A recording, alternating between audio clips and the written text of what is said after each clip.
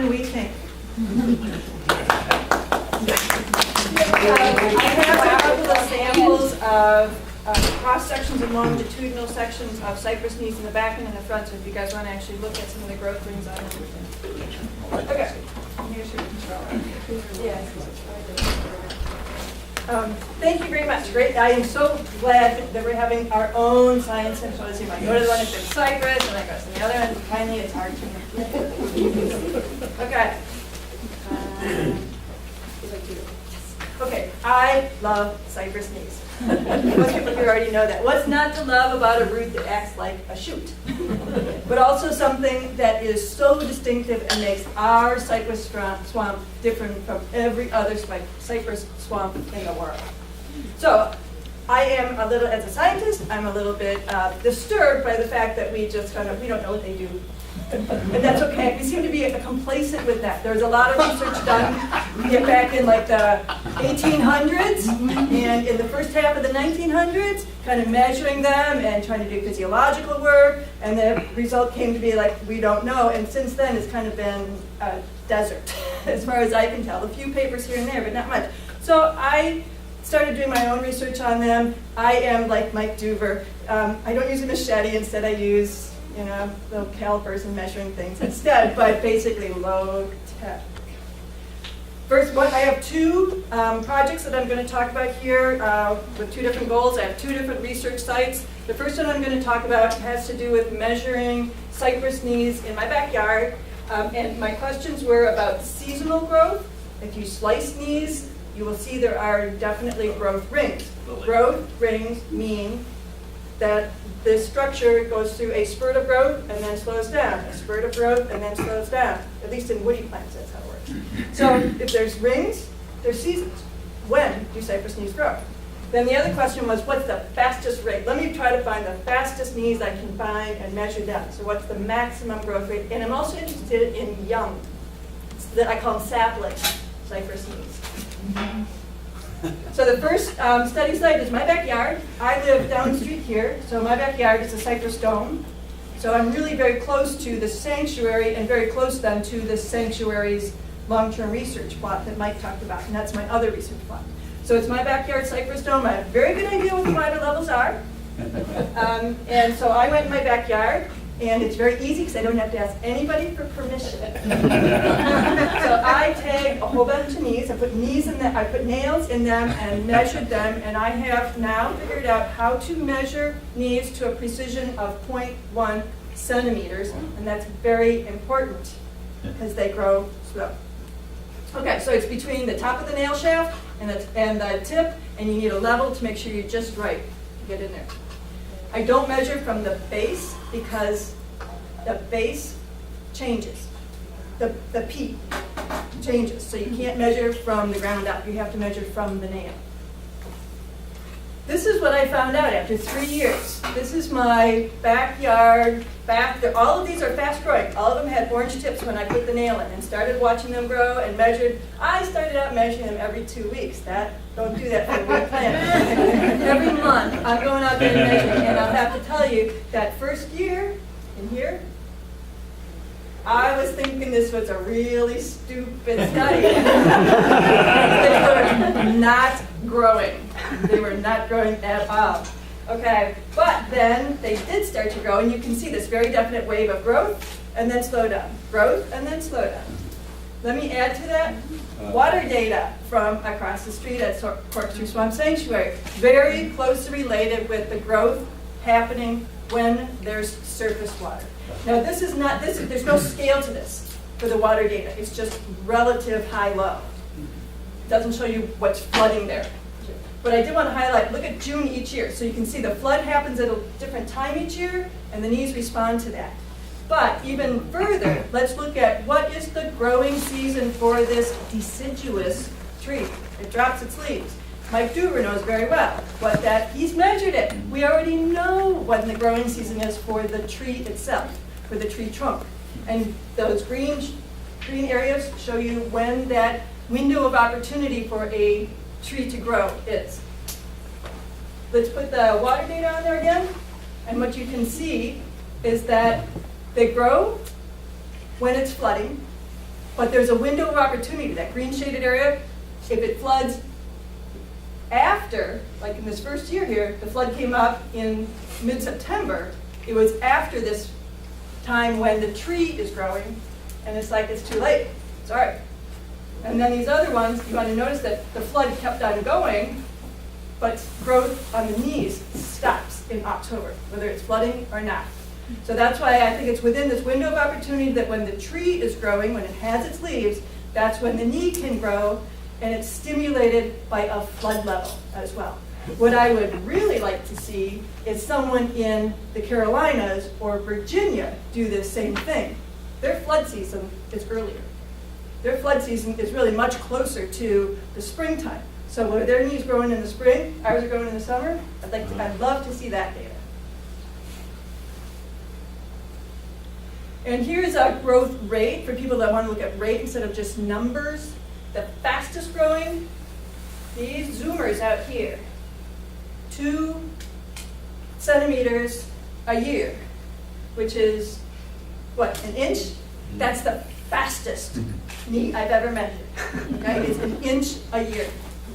More often, for these fast-growing knees, this group of fast-growing knees, more often it's 1/4 of an inch a year in height. And I also, you notice they have this relative to the water level. So it's not necessarily the low ones that grow the fastest. There's a lot of variety in there. And let me just give you an example of all the variation. These 3 knees in this photo up here are all right next to each other. And the 3 purple circles there are their data points. A lot of individual variation, even though those 3 knees obviously have the same environment. You know what though? I don't even know if those 3 knees are related or not. I have no idea. There's those 3 same knees 2 years later. You can see the one on the left was the really fast one, and now is taller than the others. So there is a lot of variation. But that's biology, I guess. Okay, now the other, so that's my seasonal growth. Now we know it grows when it's flooded, and we know there's probably some constraints to the biology of the tree when it has leaves and when it's more likely to put on more growth in their woody structures. Okay, now my other research area is central marsh transect, which has been highlighted a couple times today. Those plots that Mike Duber, Larry Riopel set up back in the 70s, they had the great wisdom to also have subset knee plots that they established in 1981, where they went out there and pounded the nails into the knees and measured them back in the 80s. So now I've been going out there and looking at those knees also. And the other important thing that we have been highlighting too is that we at Corkscrew have water data. We have years back to 1960. We have an idea of the fluctuation in the water level. This is the high water level for each of those years since 1960. You can see there is also, as we know, a lot of variation from year to year. So I'll be talking about the average high water, but just know there's a lot of variation. Okay, as I said before, that's how you measure cypress knee, and it's not only important for me to measure from the nail to the tip, I also measured, I went out there during wet season and measured every one of those knees also between the nail and the water level on that day, and then I can extrapolate that back to Corkscrew's data. So now I know how high the water level is compared with each one of my knees up, our knees out there. This is what I found. This is my data. Of the 70 knees that are still out there that were measured back in 1981 for the first time, I have measured each one of those brown squares is the height of one knee relative to the average annual high water, that blue line. Does that look like biological data? You guys recognize that kind of curve like that?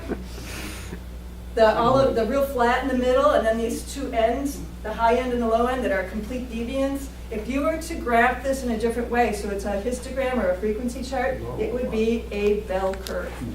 There is biology for you. So they're almost all kind of in the middle there, in this middle range here, about 20 centimeters or so above average annual high water, but then there's deviance on either end, the way out there. This is the data in 2013. We also have the data from 1981 to compare. Okay, so every gold triangle there, gold diamond there, is that same knee in 1981. So you can see some of them, they've grown quite a bit. If there's a lot of space between the, oh, now they're circles. Okay, between the gold image and the brown one, if there's a lot of space, then that one grew a lot. But you can also see some grew, like especially I call them static. Some grew hardly at all. And the ones that are growing fast are anywhere on that chart. It's not necessarily the low ones that are growing the fastest. You have some individuals grow fast. And this made me think also with what Mike was talking about earlier today. He had these 3 different classifications for cypress tree growth. They grow fast when they're young, and then there's a period when their growth rate declines, and then they're kind of mature and stable. Well, that's what my static knees are. These are old growth cypress knees. These are mature knees. So we've got the static ones. Now let me put the water data back on there. And you can see the average annual high water is the orange line. That dashed line at the top is the average knee height. So most knees are well above the average high water. Most knees are above water most years, too. There's a few, that's the average knee height. There are a few knees out there that are 30 centimeters above the highest level we've ever measured. So some of them just keep on growing. Here's the same data now in a growth rate chart. So you can look at the rate on a regular chart. And you can see the fastest ones are 0.8 centimeters, but the average there is 0.2 centimeters, 2 millimeters, which is what, an inch a decade. And I don't know if anybody recognizes that magic number, 0.2 centimeters a year. That's the rate of sea level rise in Key West. So if you want to remember how fast cypress trees grow, try to see if you can remember how fast sea level rise is in Key West. The cypress are responding to sea level rise. No, some people They know it's coming. but you know what, people remember it because I say that. So if you consider sea level rise to be slow, my cypress knees are growing slow. Our cypress. Okay, so that's just giving you a different way of visualizing the data. And I am not putting a regression line through that. Okay? There's not a good, with mature cypress knees, there is not a good relationship saying low knees, knees that are underwater grow faster, and knees that are above water grow slower. Okay? If you know how fast they grow, you can try to get it to their age. Okay, we know average is 0.2 centimeters, max is 0.8 centimeters, quite a few of them are static. The average knee out there is 50 centimeters tall. I can't tell you how old it is. There's so much variation in that data. But if they grew at the fastest rate I knew, the average knee there would be 60 years old. If they grew at the average age of what I know out there, the average knee would be 250 years old. We know, though, some of them are static, and we know also from my seasonal data, they don't grow some years. So I would say most knees, almost any knee you see out there in the boardwalk is at least 60 years old, probably 250. How's that? Maybe twice that. Maybe as old as the trees around them. So I can't give you a definitive on the old, but they're older than you think, right? Okay, what I was getting at though is that our plot out there in the old growth cypress is mature. And I started thinking about that after I was like, they're not growing very fast. I was like, well, I am looking at a mature forest. Why do I expect the mature forest to be getting taller? So that's not too surprising that mature tree knees are not getting a whole bunch taller. That's really not that surprising. So that's why I ended up doing my backyard, what's the fastest one? Okay, so in kind of summarizing that data there is that we know that they grow when there's high water, when there's flood. We know that young knees can grow as much as 10 times as fast. I established an average rate for mature knees to be about an inch a year, an inch a decade. And most of the knees are definitely above flood level, and even above flood level most years. Okay, there's a monster knee. That's like an 8-foot knee. I'm looking up at it when I take the picture. That's in the Withlacoochee River. I don't make the assumption that cypress dome knees are growing at the same rate as river knees. So I can't tell you how old that is. But if it was, an 8'1" out here, you guys can do the math. 8 feet tall, take the assumption you want, maybe even say it's an inch a year. It's still really, really, really old.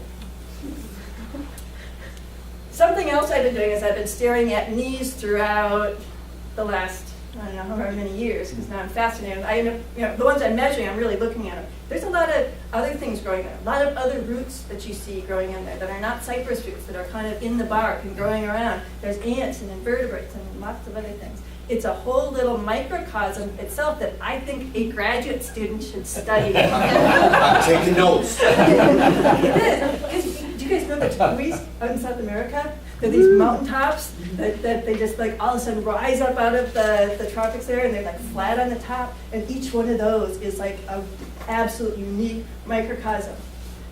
Cypress knees are like that, right? Well, maybe. Okay, I think they should be studied though.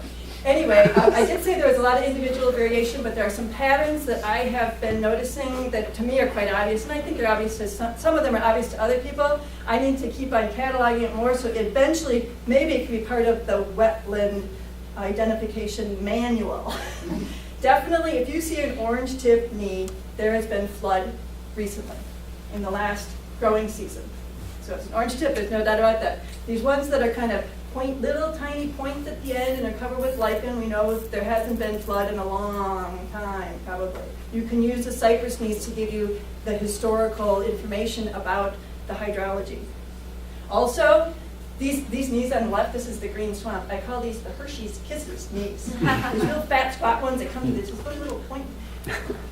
I don't know if you guys have ever, let's see, you see the knee on the right?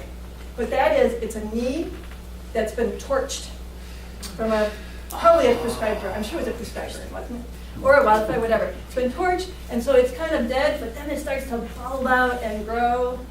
Here's another one. It starts to bulb out and grow around that dead structure.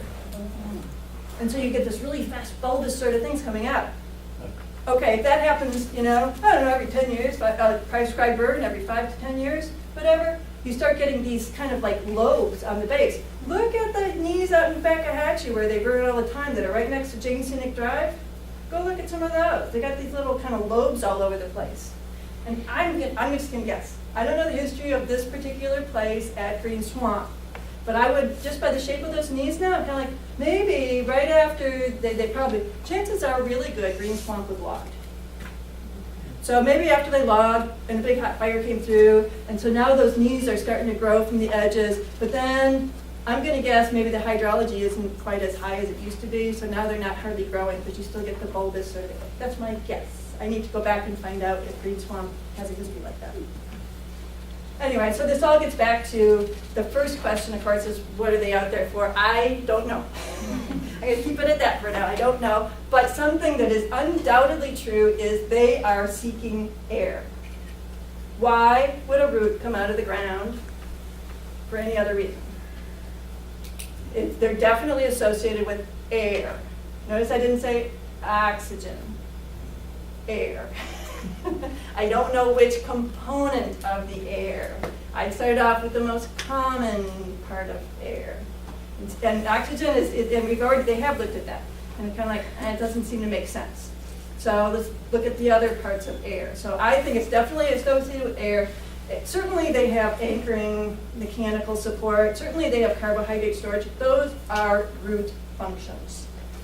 Could happen if they weren't above water. They can do that. They don't have to do that above water. Yeah, so there's something with the air, and maybe I'll figure it out before I die. So thank you very much, and mostly I want to thank Mike Dubert for putting nails into cypress knees in 1981.